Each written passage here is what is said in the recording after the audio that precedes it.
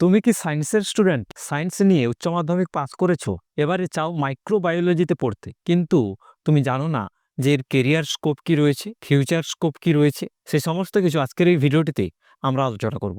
Hello বন্ধুরা, welcome to Bengal learners YouTube channel. অনেক স্টুডেন্টদের এটা ধারণা থাকে যে মাইক্রোবায়োলজি মানে শুধুমাত্র ল্যাবে কাজ করতে হয়, স্যালারি কম, স্কোপ কম। কিন্তু বন্ধুরা, আমি একটা কথা পরিষ্কার করে বলে দিই, মাইক্রোবায়োলজি এমন একটা সাবজেক্ট যেটা কিন্তু ফার্মা কোম্পানি থেকে শুরু করে ফুড প্রসেসিং কোম্পানি থেকে শুরু করে প্রত্যেকটা জায়গায়, রিসার্চে, মেডিসিনে, প্রত্যেকটা জায়গাতে মাইক্রোবায়োলজি পার্সনদের ডিমান্ড কিন্তু প্রচুর রয়েছে। মাইক্রোবায়োলজি অর্থাৎ ভাইরাস নিয়ে পড়াশোনা, অ্যালগি নিয়ে পড়াশোনা, ব্যাকটেরিয়া নিয়ে পড়াশোনা। এই মাইক্রোবায়োলজি নিয়ে যদি আমরা পড়াশোনা করি, তাহলে আমরা এটা জানতে পারি, এটা শিখতে পারি, বিভিন্ন প্রকার মেডিসিন যেগুলো আমরা খাই দিনের পর দিন, সেই মেডিসিনগুলো কিভাবে কাজ করছে আমাদের শরীরে, আমরা যে কোনো খাবারকে কিভাবে প্রোটেক্ট করতে পারি, কিভাবে সেফ রাখতে পারি, এই ধরনের বিষয়গুলো আমরা মাইক্রোবায়োলজি থেকে শিখতে পারি। মাইক্রোবায়োলজির ওপর তোমরা বিএসসি করতে পারবে, এমএসসি করতে পারবে, এছাড়াও পিএইচডি ডিগ্রি করতে পারবে। বিএসসি যেটা 3 বছরের ডিগ্রি কোর্স হয়, ব্যাচেলার ডিগ্রি কোর্স হয়। ব্যাচেলার ডিগ্রি কোর্স কমপ্লিট হয়ে গেলে তোমরা as a master degree MSc করতে পারবে, যেটা 2 বছরের কোর্স হয়। এরপর তোমরা চাইলে পিএইচডি অর্থাৎ রিসার্চেও যেতে পারো। মাইক্রোবায়োলজি নিয়ে যদি তোমরা পড়তে ইচ্ছুক হও, উচ্চ মাধ্যমিকে ফিজিক্স, কেমিস্ট্রি এবং তার সঙ্গে বায়োলজি বিষয়টি থাকা কিন্তু বাধ্যতামূলক। বায়োলজিটা এখানে ম্যান্ডেটরি রয়েছে। যদি তোমার ফিজিক্স, কেমিস্ট্রির সঙ্গে ম্যাথামেটিক্স থেকেও থাকে, তাও কিন্তু তোমাকে biology as a optional subject রাখতে হবে। এবং যখন তোমরা মাইক্রোবায়োলজিতে অ্যাডমিশন হতে যাবে, সেখানে কিন্তু বায়োলজিকে টপ 5টা সাবজেক্টের মধ্যে তোমাকে রাখতে হবে।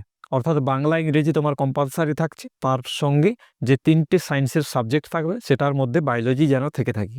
মাইক্রোবায়োলজি নিয়ে পড়াশোনা যদি তোমরা করে থাকো, যদি তোমার বিএসসি ডিগ্রি কমপ্লিট হয়ে গেছে, যদি তোমার এমএসসি ডিগ্রি কমপ্লিট হয়ে গেছে, এবারে চাও যে আমি জব করতে চাই, তাহলে তোমরা কোথায় কোথায় জবের অপরচুনিটি পাবে। প্রথমে বলি যে বিভিন্ন প্রকার মেডিকেল এবং ডায়াগনস্টিক ল্যাব রয়েছে, সেই ল্যাবে তোমরা কাজ করতে পারো। কি কি পদে তোমরা কাজ করতে পারবে? সেই ল্যাবগুলোতে তোমরা অ্যাজ এ প্যাথোলজিস্ট তোমরা কাজ করতে পারো, তোমরা কাজ করতে পারো অ্যাজ এ ল্যাব টেকনিশিয়ান, তোমরা অ্যাজ এ মাইক্রোবায়োলজিস্ট হিসেবেও কাজ করতে পারো।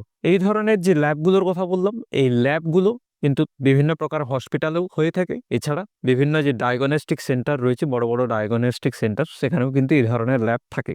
যদি তোমরা ফ্রেশার্স হয়ে থাকো, তোমার কেরিয়ারটাকে জাস্ট শুরু করতে চাইছো, তাহলে তোমার জন্য বেস্ট হবে ল্যাবে কাজ করা। ল্যাবে তোমরা কাজ করা শুরু করো, তাহলে এখানে তোমার একটা প্র্যাকটিক্যাল নলেজ গেইন হবে। এরপরে যে কেরিয়ার স্কোপটির কথা বলবো সেটা হচ্ছে ফার্মাসিউটিক্যাল ইন্ডাস্ট্রি। ফার্মাসিউটিক্যাল ইন্ডাস্ট্রিতে তোমরা নিজের কেরিয়ার গড়ে তুলতে পারবে। এখানে বিভিন্ন ধরনের পদে তোমরা কাজ করতে পারো। কোয়ালিটি কন্ট্রোল অফিসার হিসেবে কাজ করতে পারো, কোয়ালিটি অ্যাসিউরেন্স হিসেবে কাজ করতে পারো, এছাড়া রিসার্চ অ্যাসিস্ট্যান্ট হিসেবে কাজ করতে পারো তোমরা। মেডিকেল ফিল্ড এমন একটা ফিল্ড যেখানে কোনো ডাল সিজন নেই।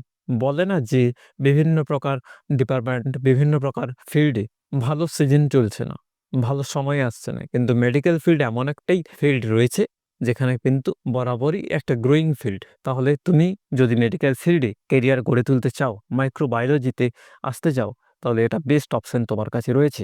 এরপরে 3 নম্বর যে পয়েন্টের কথা বলবো সেটা হচ্ছে ফুড অ্যান্ড ডেয়ারি ইন্ডাস্ট্রিতে তোমরা কাজ করতে পারো। তোমরা কাজ করতে পারো ফুড সেফটি অফিসার হিসেবে, তোমরা কাজ করতে পারো কোয়ালিটি অ্যানালাইসিস্ট হিসেবে।